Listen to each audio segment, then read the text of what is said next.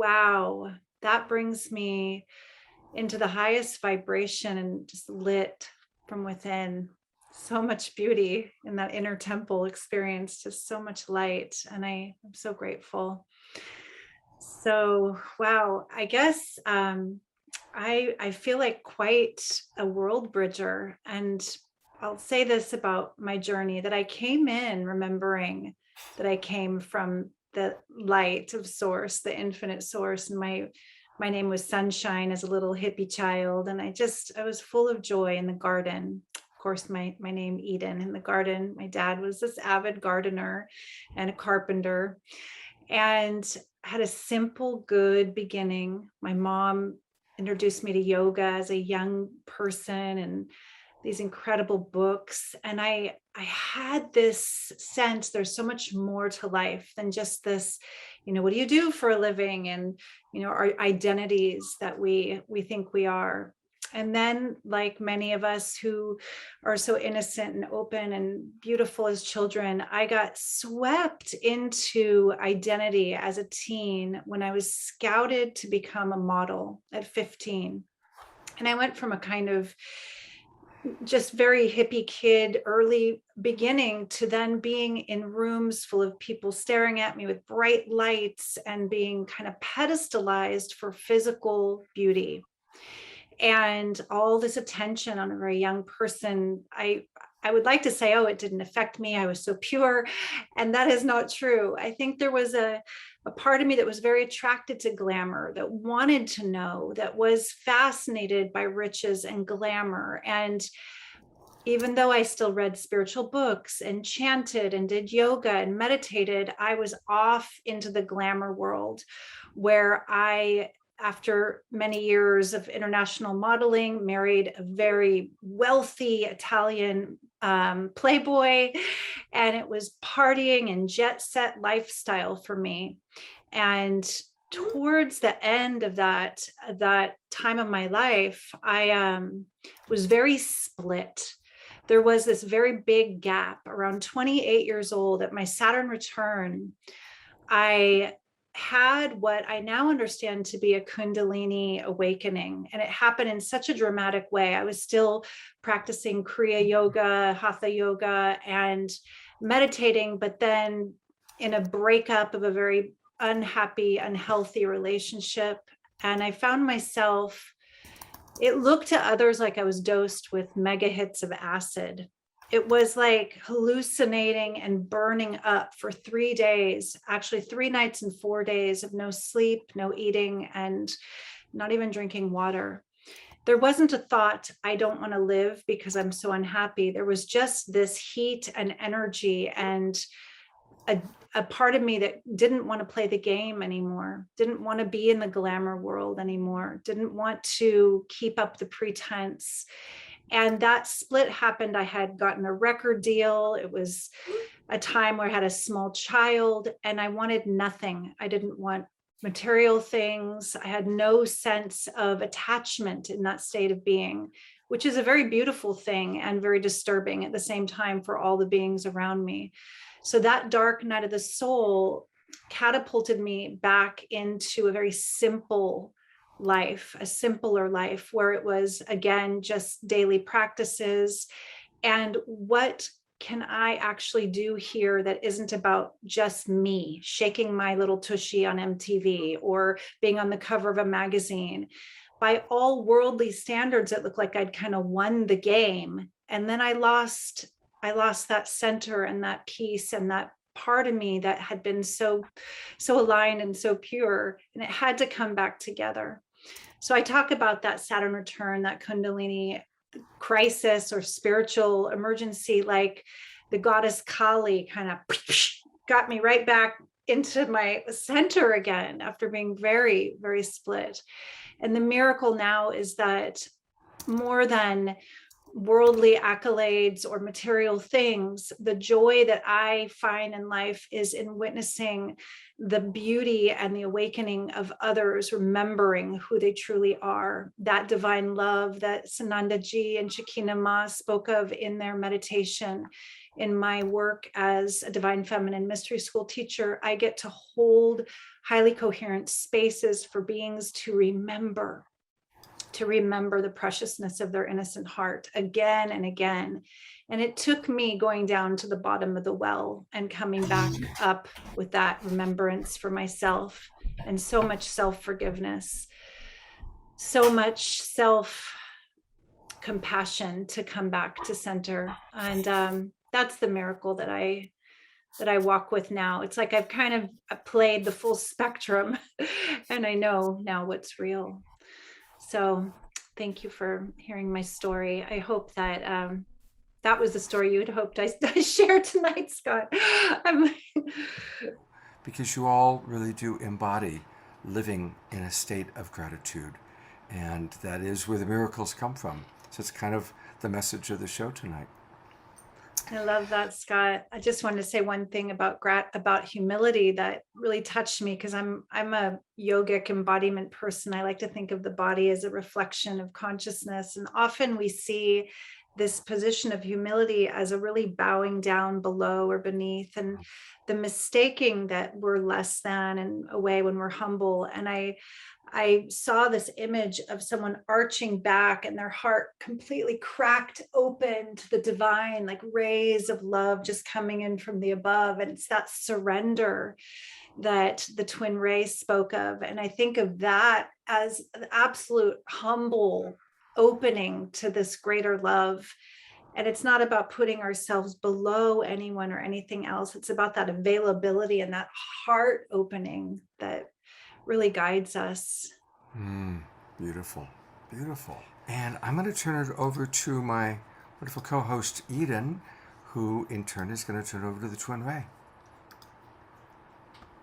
So I haven't had the great opportunity to spend in-person time yet with ShekinahMa and SanandaJi.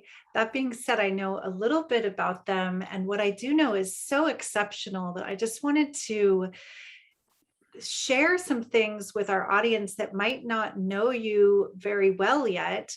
First of all, it's not the twin rays, it's the TwinRay. And you can think of this ray that's one. It's one ray that's split into two embodiments. And it is this energy that's shared in the male and female. So this in itself for me was such a beautiful aha. This is the TwinRay as a divine union couple, like two full overflowing chalices, two intact light fields just forming the Vesica Pisces of balance and union. They are a living example of divine marriage. And I know from being a sensitive being who listens deeply to the vibration behind words and the resonance, Shekinah's voice that we heard, you cannot lie through the song. That is divine love embodied. This divine mother frequency that she's holding is palpable. And if you were to see the art that SanandaJi creates and channels through his heart, it's visionary, epic beauty.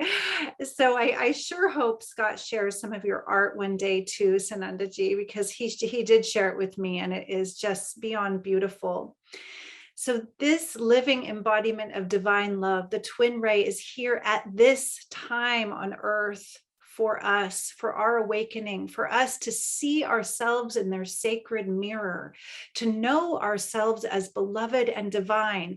It's like until the 4-minute mile was run, we didn't think it was possible.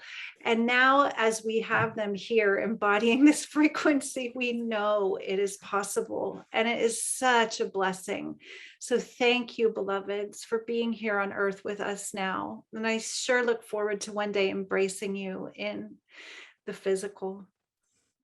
So anyway, welcome, Eden. Thank you, Scott. I'm just thrilled to be back again. Good morning, everyone. So this beautiful day, this Sunday ruled by the sun here, let's open our hearts to the sun within. Let's go ahead and come inward together and close our eyes and just let our hands rest on our laps and bring your crown of your head back a little bit. We're so forward leaning in the Western world, just rushing ahead. Let's come into this holy now, this sacred moment. And bring our heart chakras forward, and as if they're lifting like a flower, turning its petals upward and opening to the inner sun. And start to breathe deeper than you usually breathe, taking a few deep belly breaths with a nice sigh. Let's just make the sound of ah together. Breathing in.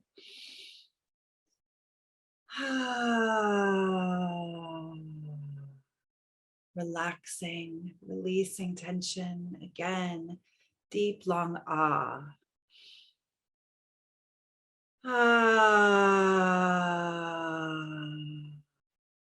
Melting away the cares, everything it took to get here, landing in this precious body. One more long, resonant ah. Ah.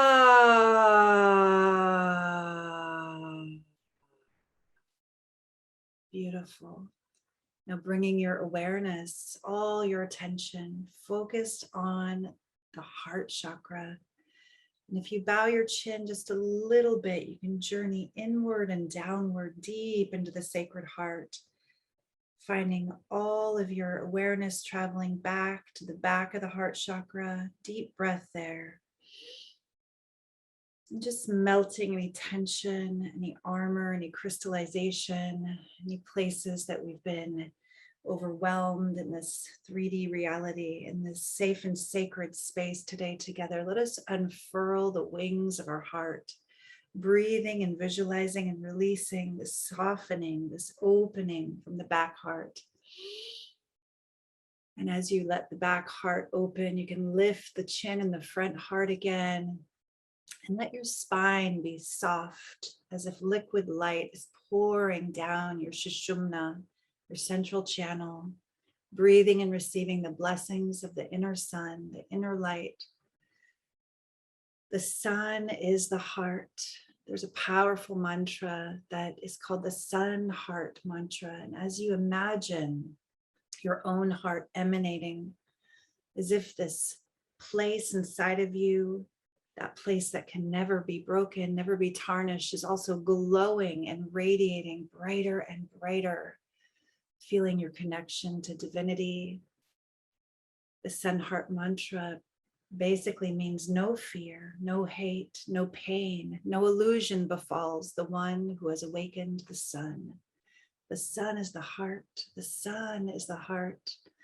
Om Aditya Hridayam Punyam Sarv Shatru Binashanam. The sun is the heart. And as you breathe into your sun heart, just feel your whole luminous egg just radiating this beautiful light. And there may be a particular color frequency that's radiating from the center of your being, allowing that to reveal itself. Expanding your capacity to receive the light and emanate the light through the center of the sacred heart. And then bringing all your awareness back to your central channel. And with this great luminosity together all over the world, let us beam down together into Mama Gaia.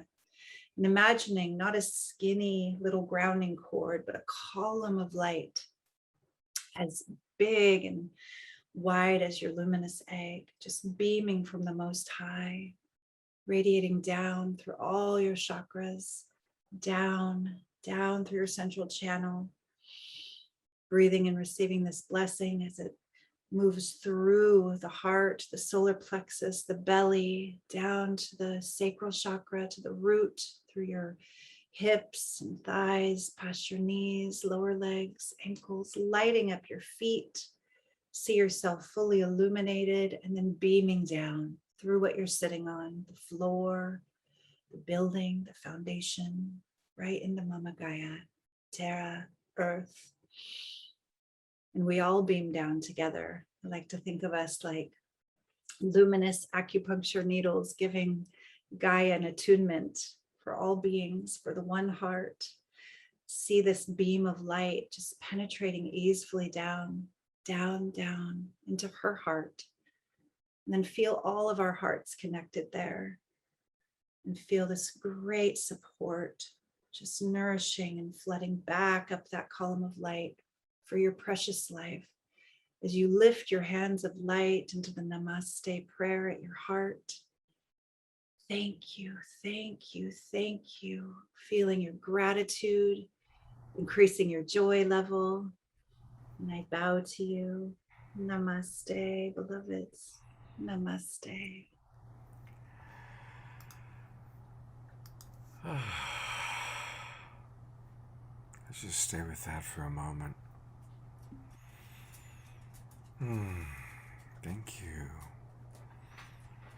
What in your own personal life, we'll just start with your own personal life, is an example of where you accessed higher self or divine love and it created the miracle? So let's just start with that.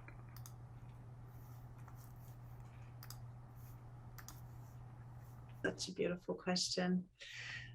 I'm wondering, am I spotlighted? I see you. I'm Yep. looking at you. You're It's great. spotlighted. Okay.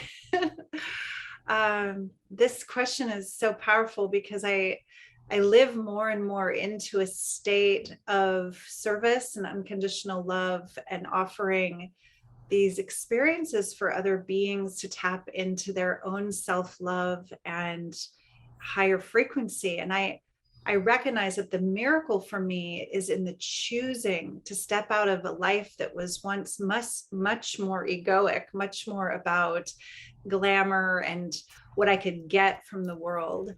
And the miracle for me, I spoke about it a little bit on the show last night, was that it took a couple kind of, well, one major, what I would call a spiritual crisis or a dark night of the soul to kind of awaken to what I'm really doing here. And the miracle was that my life, the outer life, started to change radically only once I had this shift internally. And I know we often we want to manifest things. We want a better relationship or a higher quality of life. And that is not possible until we raise our love level, our self-love level, and our self-forgiveness level. So for me, in this journey of awakening, there's been several opportunities to really drop the ego agenda. And sometimes it's painful. Sometimes it's about disillusionment and betrayal, apparently, or seeming loss, that then ushered me through into so much more availability for spirit and presence for others. I would say some of the greatest miracles I see are in my relationships and being so much less reactive, so much less drama driven and more curious and soft and open. And it wasn't just like a big pop sudden change. It's been a gradual embodiment. And I would sometimes call it like an involution process of bringing more of my soul here in the body, so that I'm coming through what would this soul driven life choose? What would love say now? What would love do now? Not just what do I want? How can I get my needs met? And so that's the miracle for me. It's actually seeing this change over time and how my relationships have become just more compassionate, gentler, kinder. And there's so many beings that I have the honor of shepherding in a way through these transformational arcs in their life. And where I once thought my life was about, riches and accolades and all that the world could give me, now it's like, and what can I actually offer that's of service here? So that's my miracle, Scott. It's not like a one miracle thing, but it's really, yeah. Your story is a beautiful story. And what's a tool that you've used for yourself, or that you share with others to, lift up when? And I'll start with Eden. So when I am contracted and when I am aware, when there's enough witness to see, okay, you're in a reaction, you are feeling funky, sad, heavy, something happened that appears out of divine alignment, even though part of me knows everything eventually reveals the gift in it. There's still the very human, very attached part that I now have enough witness to notice, oh, I'm in it.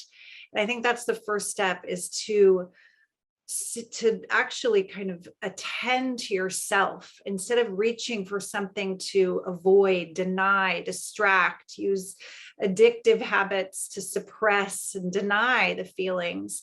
When I am aware that I'm in what we'd call like a trigger or a charged state, I come back to the breath. And I often, maybe you can do this with me, just put your hand right on your heart chakra, and breathe. And when I do that, it brings me back into the now, because I'm aware that most of my contraction, most of my suffering is in my mind. It's living in this projection into a future I don't want, or some story about what just happened in the past. But in the now, when I breathe and just hold my own precious heart, and sometimes I add a very simple mantra, which is, I am here now, with each breath. So it's like inhaling I, exhaling am, here now. Oh, I have feet again. Woof, there's gravity. I'm here now. And when I bring myself back to the now and the breath, I'm actually present to start to see. I think there was an expression that came through Thich Nhat Hanh's offering. We've been honoring this incredible master teacher that just passed, where he said, recognize the conditions of joy, recognize the conditions of joy that are always permeating.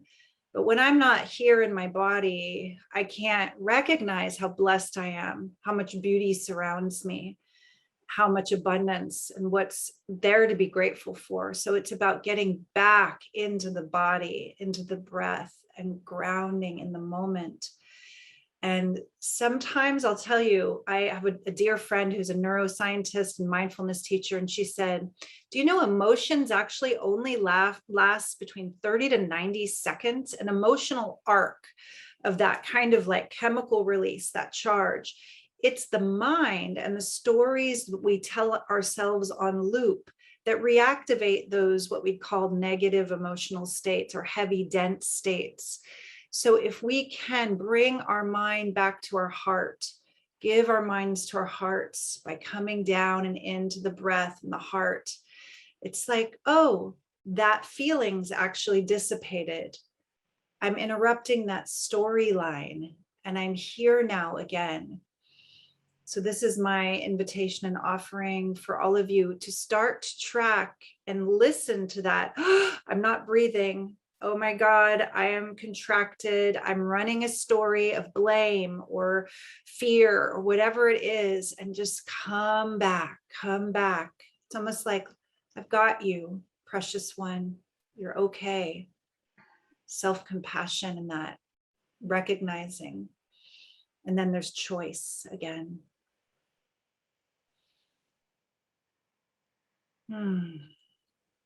Thank you. It was beautiful. I'd like to share something about empathy, that as we become more sensitive, I know a lot of I'm intuiting that a lot of our participants and people beaming in identify as an empath, and they might often feel overwhelmed by the energy of another, by the intensity of a situation. And often when we're super sensitive, this is our superpower. Our feeling body navigation is our superpower. That being said, there's many people who are empathic that feel they have to protect themselves to not feel overwhelmed and too much intensity in the world in this time, or in relational dynamics. And my invitation is that love knows no opposite. And when we raise our vibration and our love level, we are emanating this great I am presence that Astarius was pointing to, the center of the storm. So when someone else is charged or even coming at you with projections, with anger, with intensity, instead of merging and feeling that you're being hurt energetically or attacked, this is something I hear often in my clients and initiates, where they're perceiving an attack, to return all non-love with love, to keep yourself in that eye of the storm, in that sense of there is upset and hurt and fear and anger happening over there. And to feel that karuna, compassion, that Thich Nhat Hanh taught us all so much about, to feel that desire for their suffering to be lessened and alleviated. And then we're not hooked into the drama. We're keeping our own frequency really high and holding this coherent field that ultimately may have the power to pull them into a higher vibration with you in your compassionate presence. So your empathy is not a weakness, it's a superpower. And you can feel what is theirs and what is yours by simply coming back to, that is happening over there. I am safe. I am here now in love, as love, for love. I am here in compassion. And when you can recognize that, there's miracles that happen in that one conversation, in that one exchange. There's incredible openings for miracles from your frequency alone. So I offer that from my heart. Beautiful. Thank you. Thank you. Thank you. So I noticed that Omashar was asking about repairing this relationship with his daughter. And I think Cynthia was also asking about repairing a relationship with a sibling. And I had this experience in my own life with my adult daughter, where she didn't really want anything to do with me. She needed to get me out of her space for a while.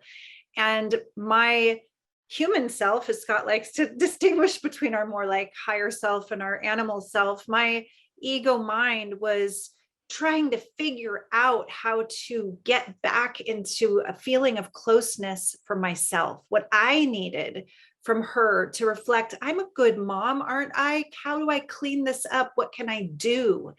And what I actually was shown was through my personal prayer practice and total and utter forgiveness of myself for the past that may have imprinted her in a way where she needed to really take space. I forgave myself, and then I held her as innocent, absolutely innocent. And I put myself in her shoes completely, of all the transitions as a single mom she had to make with me over and over in this challenging phase of her childhood and development. And I had so much compassion for her, and my own kind of victim-y thinking about, but I wasn't a bad mom. Please reflect back that I'm okay. It just dissolved. I dissolved my need of reflection, of being anything special or enough. And I filled my own cup with self-forgiveness and compassion, saw her as innocent, felt such compassion towards her. And then the miracle happened. And she not only came back into my life fully, the quality of our relationship is so different. And I can really hold space and listen in a way I never did before with her, because I'm not in the way. It's not about me as much, or the little me now. It's really like, how can I serve her life journey as this compassionate witness and presence of unconditional love? And it's changed the relationship into this beautiful, close relationship. And we don't know how long these things might take. It is possible. So my invitation for you, Omashar and Cynthia, is to do the inside job, to transmute any victim consciousness, to get into that higher level of forgiveness and compassion and see them as just divine, innocent beings, and continue that view of them in your inner space, and watch how the universe might just offer you a miracle. And her website is also her name, EdenAmadora.com. There's a lot going on here, and in a moment I'll have her talk about she's now receiving applications for her priestess training. One of our women who we met this weekend, I know, sent in an application to you, Eden, Josiane. She's hoping that she'll She's be. here, our wonderful, beautiful, compassionate, wise Josiane. I'm so excited that you're going to be a part of this journey. So, a great way to get started to go deeper is to take this quiz, the Discover Your Beloved Archetype quiz. Um, Astarias and Yurka, I encourage you to take it too. I took it, it was really fun. Um, and so you just go to her website, you take the quiz, and then you get back an automated email that kind of explains your particular type of person. And even, Can I share a little bit more about it? yes, please do. Yeah. So the reason I did this quiz is because I'm working in the realms of divine feminine archetypes for over 13 years with women, where I've seen these incredible transformations, transmutations of old stories, the lead of our repetitive little patterns and shadow wound things, just opening up into our gifts and this beauty of remembering who we really are over and over. And these divine feminine archetypes have been kind of robbed from us in the West. In our world, we don't have a lot of examples of divine feminine, apart from maybe Mother Mary. We're robbed of all these beautiful faces of the goddess as a way of modeling and embodying their qualities. So for men and women, the divine feminine lives within us, as Astarias so amplified. This femifestation, this divine mother is here as the emanation of primordial vibration, and we're starting to amplify her light and her compassion and her unconditional embrace.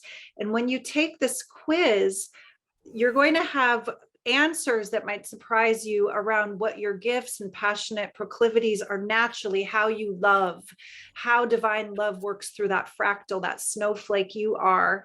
And you'll also be shown, oh, these are some of the potential wound patterns that come up in relationship, because it is through relationship, sacred relationship, that we grow and that we evolve.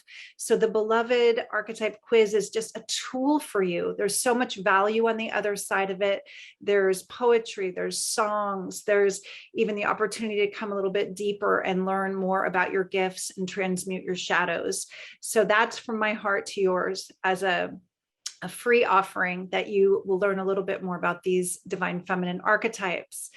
And then Scott mentioned that I am setting sail on a 13 moon mystery school priestess training again. I've been doing this work for 13 years, and I'm so blessed to have one of my initiates here with us today. And you know, we heard from her. Scott was on a call that we did on Thursday called Enter into the Temple, and Alexis shared with us her story.